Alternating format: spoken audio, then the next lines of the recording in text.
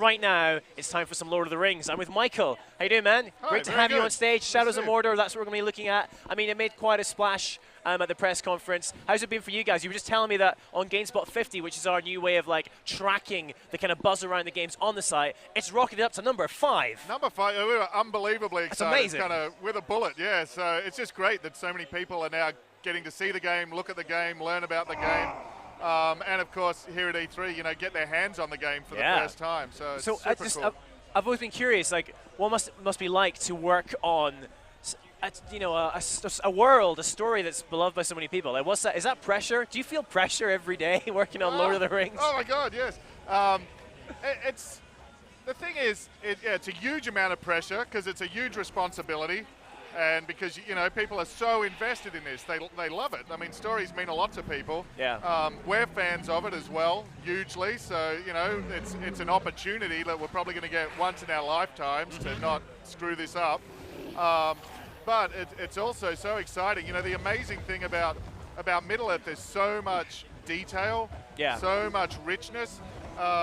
That there's almost any story you can tell in this world. It's fantastic. Well, let's talk about let's give like a bit of an overview of the game in case people haven't really seen the press conference or didn't see the stage show yesterday. So give us like, what's it all about? How does it fit into the Lord of the Rings storyline? Yeah, so it's a third-person open-world action game. Yep. And it's set entirely behind enemy lines in Mordor. So Sauron, at the end of The Hobbit, he's defeated by the White Council, Gandalf and Galadriel, and he's driven out of his fortress there, and he returns to Mordor. But he's been away from Mordor for 2 millennia. So at the end of the Second Age, the last alliance defeated him, cut the One Ring from his finger on the slopes of Mount Doom, and he's basically been away for 2 millennia. In that time, Gondor occupied Mordor, tore down, you know, the Tower of Barad-dûr, occupied the Black Gates. But over thousands of years, their kind of long watch has declined, and now the night Sauron comes home, and he's pissed to see them there, yeah. He slaughters you, slaughters the Rangers, takes everything from you. So you start by getting slaughtered. I mean, do you get to play that intro bit, or is that like is that playable, like yourself getting slaughtered, or is that kind of a cutscene in the beginning? It's absolutely the beginning of our game, you know, and we want to bring people right into the action. Like this is an open world game. It's a sandbox game. We want to get you into that world and exploring it and making your own stories as quickly as we possibly can.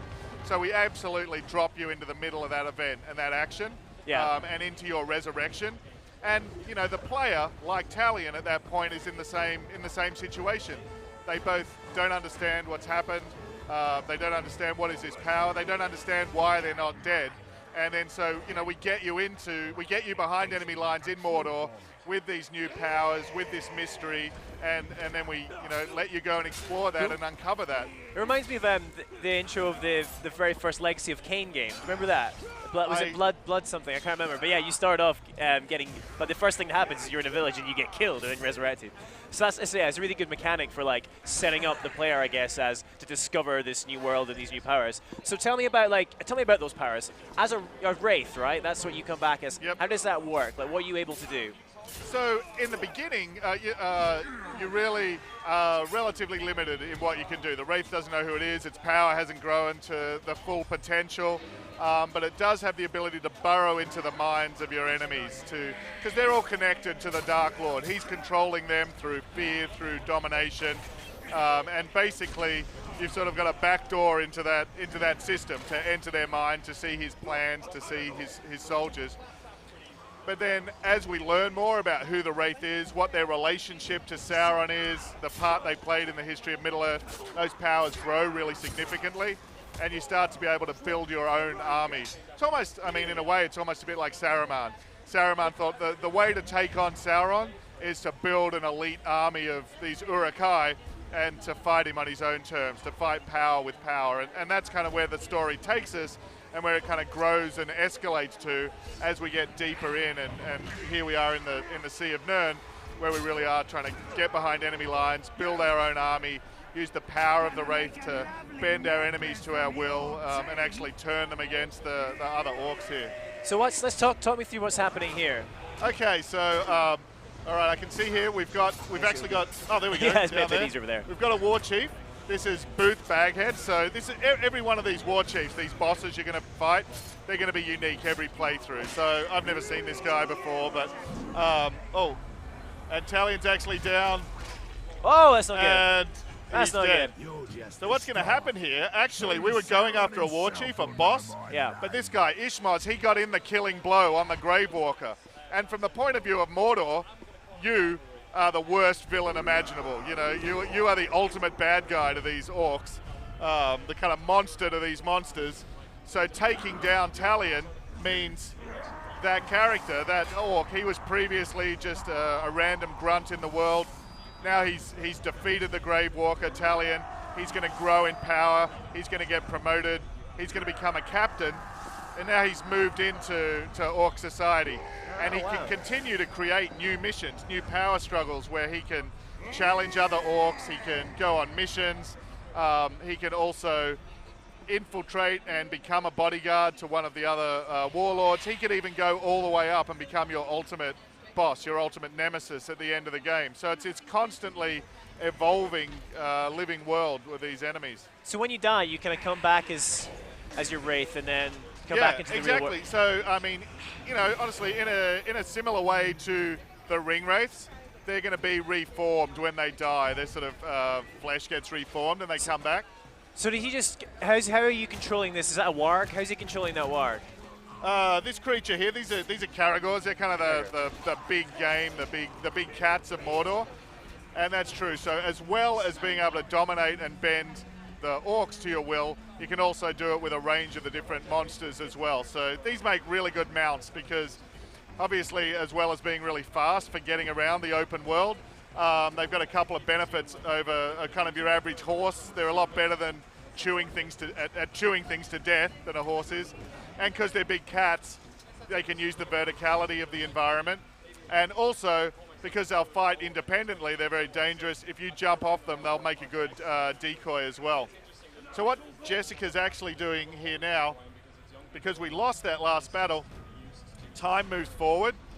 Your enemies evolve, Orc society evolves, but now we can go back and try and take him down again. So in order to do that, to draw him out, have to actually infiltrate this stronghold, this fortress, and these are very densely packed. That's sort of the, you know, thanks to the power of next gen, we can have a lot of enemies in this place even before the alarm goes off, and it gets even crazier. So you can kind of stealth your way through this as well, then? Yeah. It's sort of very dynamic living world, so we very much want all of those strategies to be valid. You can stealth your way in.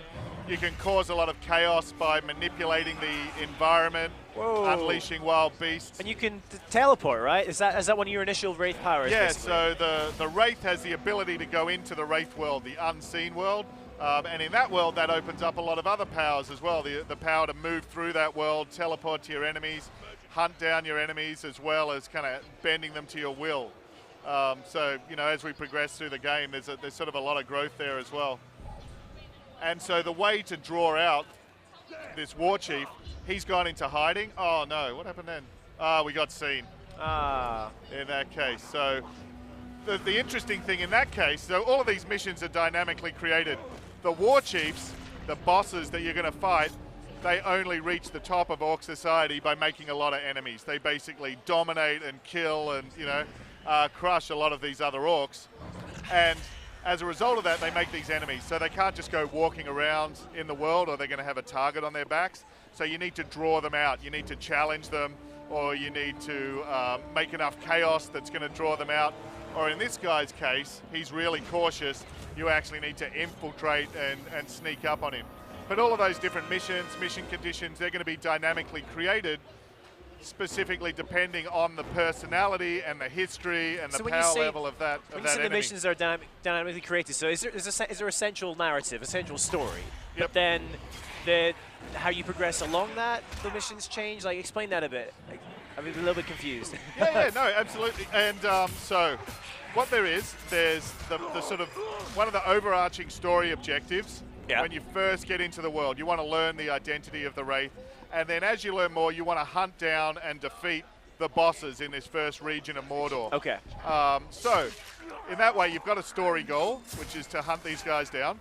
but how you go about that, that's where it's going to be completely different for every player. So they're and like, who those bosses are is going to be I completely see, because different. it all depends on if, like, for example, that guy who killed us or killed Jessica earlier, they might become one of your ultimate big targets, right, as they progress through Orc Society. Yeah, exactly, and that's kind of the main story path. But then something else we're super excited about is, so we worked very closely with Christian Nemesis, the lead writer on Red Dead, like great guy. And so as well as that, there's a whole number of side stories in the world, like that are driven by these story characters that we'll get to meet along the way. So you can either go forward, you can explore all of those stories, learn more about the Wraith, meet those guys. Gollum is one example of one of those characters. Marwyn is another one. There's a lot more of them we want to reveal. Or you can advance the main story by hunting down your enemies, or you can just explore the world. But then once you've gotten past that goal and you've killed these war chiefs, that's going to draw out the Black Captains. He's kind of one of the uber villains who's then responsible for the death of your family. And that then moves the story forward more. You can go deeper behind enemy lines into Nirn, where you'll meet Marwyn, your powers will grow. And now the whole nature of the story evolves from simply hunting and killing your enemies to actually forging your own army. So again, you can follow the side stories, explore the world, you know, do a whole range of other activities, or you can move the story forward by building your army. And once you've built your army to the size by dominating these war chiefs, you can take that army and take it and you know, challenge the Dark Lord. But the guys, your Nemesis that you're going to face, the ultimate boss you're going to face, he's going to be the guy you've built the most history with through the course of the game. Right, so, you know, there's a really meaningful personal story there. And the guys you take with you that are your army, they're your own personal characters as well. So we really try and seamlessly weave together the living world, the organic, you know, dynamic living world with the story moving forward. All right, let's talk about the combat. So how does that work exactly? So the sort of original foundation of the melee combat was very much, you know, Arkham. It's counter, and then it's, you know, build up your chains build up. They unlock all sorts of powerful abilities and instant kills, AoEs and so on that you unlock as you progress. Then I think where, you know, we really start to get into stuff that's very unique is the way our stealth and our combat very seamlessly flows into each other. So, you know, flowing out of stealth into a kind of a combat takedown, which will terrify your enemies. Fear is also very dynamic. So as you're in larger groups, as their morale breaks and they'll run, so we'll kind of segue, we'll flow very seamlessly out of a really intense melee combat into a chase scenario.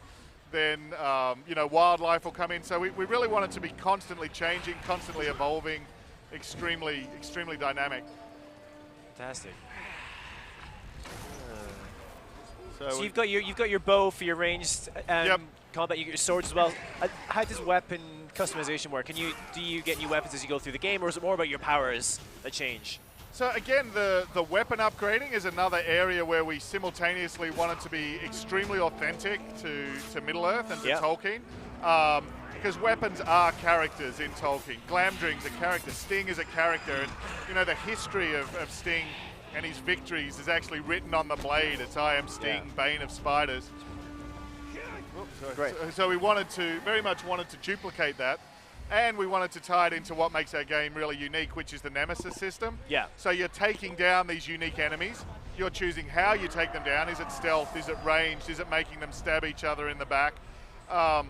And so each kill is unique, and so they drop a rune. And that rune becomes an upgrade, a piece of loot that you can then inscribe on your weapon. So although you have the same sword, Urfile, who's the Flame of Vengeance, although you have the same sword throughout the game, the way you customize and write your personal story onto it because of the enemies you're defeated is gonna be unique. And that's the same for the bow, and that's the same for your dagger as well. And then we have another thing called epic runes. These are kind of the most legendary battles that you can fight against the most powerful enemies. So you can either gain them by taking down the war chiefs, defeating those, so the most powerful enemies, or by placing death threats. So you can actually warn a particular enemy that you've marked him for death, you're coming for him, he's ready for you, he actually trains, he becomes more powerful, he hangs out with a sort of bodyguard of elite troops, but then when you defeat him, you've got a greater chance of this epic loot, these runes that can really make your weapons very powerful and unique. Gotcha. A bunch of them. This guy's, so he's a defender. And then as well as that, you know, there's a lot of opportunities in the environment for sowing chaos as well in combat. Yeah, I've seen them firing arrows at, you know, cages to unleash beasts, or blowing up like fires, like firing these arrows just to fire results in a big explosion. So that power over fire and light, yeah, is absolutely, that's, you know, one of the powers associated with the Wraith. Yeah. So, and you know, I think that's a big part of the flavor of Magic in Middle-earth as well, whether we see Gandalf's power, or, you know, even Galadriel or the File. So a lot of these abilities revolve around the idea of fire and light, being able to incinerate or dazzle or terrify, you know, your enemies as well. Cool. So just a bit about the world, because we're in one section at the moment, right? So how big is the world? How many different areas? I mean, you're always in Mordor, right? But yes. How open is this world, basically? It's divided into regions, because we really wanted to capture the most iconic regions of the world. So the opening part of the game, the sort of first act, takes place in Adun, which is Sindarin for hell. So it's just inside the Black Gates. Leading through, there's Durthang, which was a Gondorian fortress that they built inside Mordor. So it's the ruins of that fortress that are now reoccupied by the orcs. Carrick Angren, which is the sort of lead of the Black Road towards Barad-dûr. So that's our opening kind of sandbox. And then this is the second one that we've shown, which is the Sea of Nirn. So this is kind of hundreds of miles behind enemy lines, much more lush region of Mordor. This is where sort of we wanted somewhere very, very different to what people have maybe seen or what they would expect of Mordor. But we learn in Lord of the Rings, this is how Sauron manages to feed his troops. So these lush fields are going to be tilled by slaves. He's going to fish from these seas and so on. So you know, that's where Mordor's so good. You get a combination of places that are simultaneously so iconic, but we can also make them unfamiliar and explore others. There's more as well, but these are the two we've shown. And the other thing as well, there's really a sweet spot between our Nemesis system, so how many of these unique named enemies you have. So if you see in the army screen, there's you know, 25 of the guys in there, actually maybe a few more depending on where we are. And we really want just the sort of perfect density for if you're traveling from A to B, how often are you going to meet one? How often are they going to ambush you?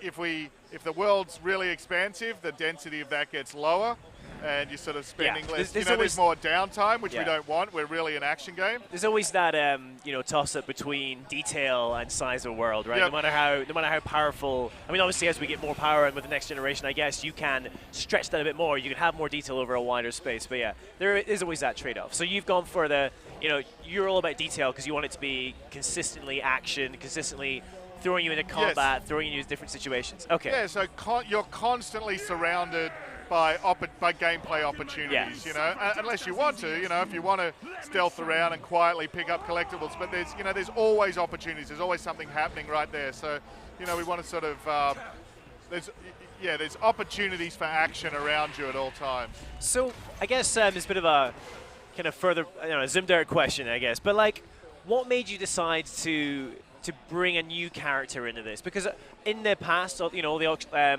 Lord of the Ring action games we've seen, there have been many. They usually focused on, you know, the main characters from the books, from the films. They were kind of film tie-in games. What made you guys decide to think, you know what, no, we're going to create someone new, choose a different period in, like, the history of Middle-earth? Yeah, what was your decision behind that?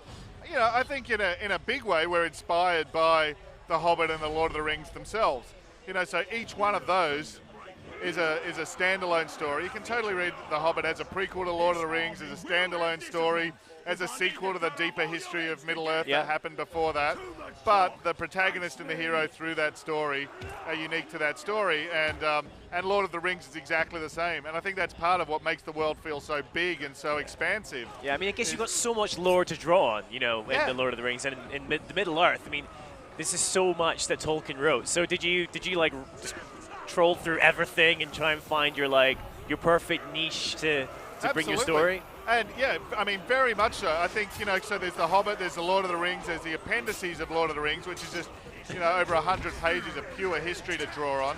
And the other thing, one of the things that makes The Hobbit and Lord of the Rings so amazing is the way there's so many references to deeper history and lore and mythology and events nested within those books. So if you kind of, do a detailed reading through The Hobbit and Lord of the Rings itself, there's so much to draw on. So, even characters from earlier ages. Beren is obviously a big influence, someone who started out driven by vengeance, spent his life as a bandit behind enemy lines, hunting orcs and so on. And, and then you get to being inspired by some of the same myths, especially the Norse myths, things like Beowulf, that are also then the inspirations for The Hobbit and the Lord of the Rings and that mythology. So, we wanted to be as authentic to that as we could. And one of the things within Lord of the Rings, and I mean, it's a great quote by Tolkien, even within a mythical world, there always has to be some mystery. So it would be really inauthentic not to do something new, not to reveal some mystery, not to sort of show some things from the world as well. So let's talk a little bit about the game engine we're running here, because, and actually, are we playing this on PC or is this PS4? Or? This is PS4. This is PS4. We're looking at right all here. our hands on everything at the show here is all on the PS4. Gotcha. And so, what engine is this building? Because this looks, it looks really great. It's great to see this year at E3 quite a number of games which look next gen. Like I think what we were hoping for last year, and they maybe didn't get it that often. I mean, The Division maybe was the one exception for last year's E3. So yeah, what engine are we running? So it's lit. It's Monolith's proprietary engine. Okay. And that's a huge benefit. Like, those guys are amazing. Just incredible engine team. They're there on site. This is the game they're supporting, so all of our tech and all of these, guys are totally dedicated to this game. And I think that's, obviously always been such a great strength of Monolith, is the AI, is having their own tech. That's going back to games like Fear and so on as well. It's really been a strength of the studio, so it's kind of great to be able to bring that to bear here as well. So when you control these, or you're able to use, so he's using his fear power there, is that what he's doing? Okay, and what does that enable you to do? So that's brought us into that really, basically, it turns the army screen into a mission creation screen. So whenever you grab one of these Nemesis enemies, you can dominate them. They're bent to your will. They're completely under your control. So now, there's a whole bunch of choices. You could use them to deliver a death threat, so they'll go away, deliver a death threat. You can just kill them if you want. They'll drop a rune there, and you can collect that and upgrade your weapon. Like we're doing right here? Like we just did that, and then indeed that's an epic rune, so that's quite fun. That's going to let us get ammo back for exploding the heads of our enemies, so that's always quite powerful. That's a win-win. Yeah, absolutely. It's like peanut butter and chocolate. Let's explode some enemy heads. Yeah. Come on, Jessica. I bet she can do that. Get some ammo. Yeah, we'll blow some heads up if Jessica can hear us. Let's see some. Yeah, she's going for it. Here we go. Oh no, we're just gonna go for a straight up. Wow. So it seems you can chain your attacks. There it is. That was a head. Boom. There comes our ammo coming back. So Definitely it really lets you, control your combat style, and then that lets us build our ammo, and then because of our focus, we can take guys down really powerfully in combat that way as well. So with the counters, I'm not seeing any button prompts. Is it all about timing? Is that, or other button prompts I'm just missing? The button prompts are optional, depending on how clean you want the UI to be. Jessica's obviously pretty much a master of our combat at this point. But yeah, if you want the button prompts on, they'll be in there as well. And so I was just going back, and then so also when they're dominated, you can send them on missions. So you can send them either to challenge and murder other, fight duels against other orcs, and they'll increase in power. So of course, once one of these Nemesis enemies is part of your army, you're going to want him to be more powerful because you're going to be taking him against the Dark Lord and the Black Captains in these later missions. So you can actively create missions, farm them up, escort these guys, grow them in power, get them all the way up to being a war chief. You can infiltrate them into the personal bodyguard of other war chiefs. You can build sort of posses of bodyguards for your own war chiefs, and you can make them ride against each other. So it really is like a mission creator, totally embedded into the world of the game. Is there a lot of different wildlife? We've seen you riding those creatures a couple of times. What other type of kind of Lord of the Rings wildlife you're going to come across? So the other one, the ones that we're sort of showing here in the Sea of Nirn, there's a number of different creatures. The ones that are really useful for you as a player, there's the Caragors, they're really handy mounts. Yeah. And there's also the Graugs, and there's a range of those guys. And they're the sort of huge Titanic enemies. And then just like with the Orcs, where there's rare and more powerful versions, there's some of that on the wildlife as well. And then at night, we have ghouls, which are these swarming enemies that come out, and there's a number of different subspecies and types of those guys as well. So extremely dangerous kind of ecosystem interacting with the kind of orc society as well. So what's happened here? We've seen that there was like pitching two armies against each other. Is this because we controlled that other guy? Yep, Said, so right. when we see the icon there that's got the blue icon, that's our forces. And they've actually been sent to riot against another war chief as well. And this is one of the bodyguards of that war chief. So both of these gangs, each of the war chiefs are going to face off. It's our guys versus the enemies. And there's a huge number of ways this could play out. We could either kill and defeat the enemy war chief. Of course, there's a risk that our own guy's going to die. We could dominate one of his bodyguards, and then if he dies, he'll replace him. So this is, really one of the means we can get closer to that goal. Marwin said, okay, go out, build your army, dominate these war chiefs, but very much however we do that is going to be up to us. So he's going to know that we've invaded this riot. His showdown's going to reflect that as well. He's still feeling pretty confident. He's still got his bodyguard there backing him up. Actually, two of his bodyguards. But now we see one of those bodyguards, his icon's gone green. Yeah. That means he's weak enough we could grab him and dominate him now, or Jessica could. It could be a bit tough in the midst of this fight. Yeah, there's a lot of stabbing maybe going worth on. a try if we can get him isolated. This guy here, the guy with the green guy. there. There he is, yeah. So he's going to go in for the showdown. He's pretty crazy. Tars my dad. Yep, he looks lovely. He's happy to see us. But if we can bend him to our will and defeat his war chief, then we're going to have one step closer to building our army. Go, Jess. Oh, so close. We got poison then. That other guy's got a poison weapon, so he actually knocked us out of the domination. But of course, the other thing to balance here is you can't bend them to your will if they're dead. So we kind of want to keep him alive as well. Okay. Something else that's really powerful with your Wraith abilities, you can pin them in place, which is really handy if you kind of want to leave them held there. Okay, here's our chance. So you can hold them up as well like that. This is it. We're also oh no! So not only did he knock us out, he also managed to drive us down to one knee. So that's our last chance. Because our combat's pretty intense, we give you one chance to come back from it.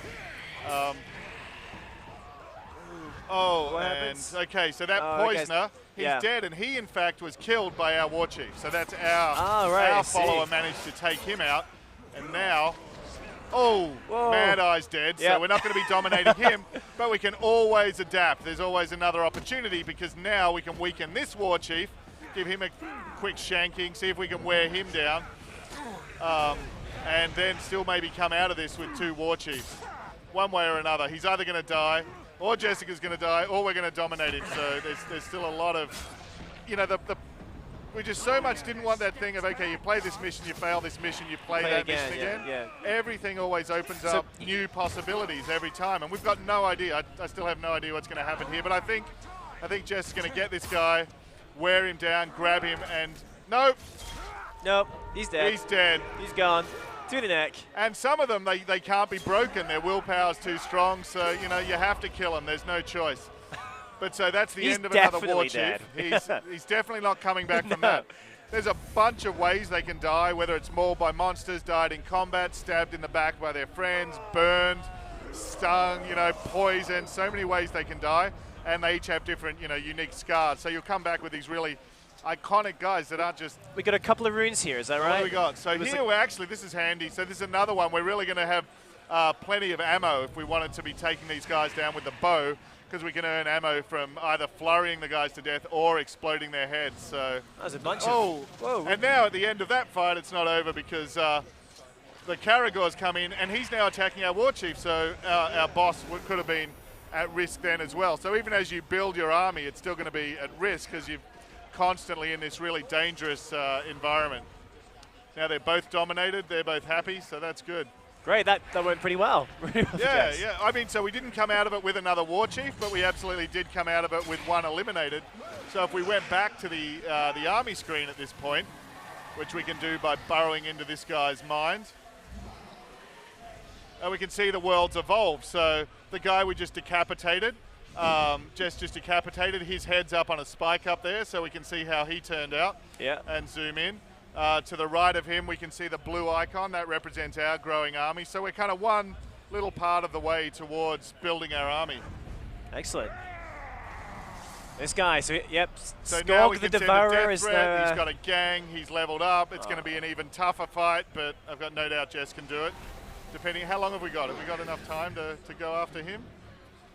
Cool. Well, Michael, I think that's actually all we got time for, but thank you so much for, that was a great demo, and thanks as well, Jessica. That was some fine beheading there. But yeah, it's great to have you back on stage. Thank you very much. Guys watching.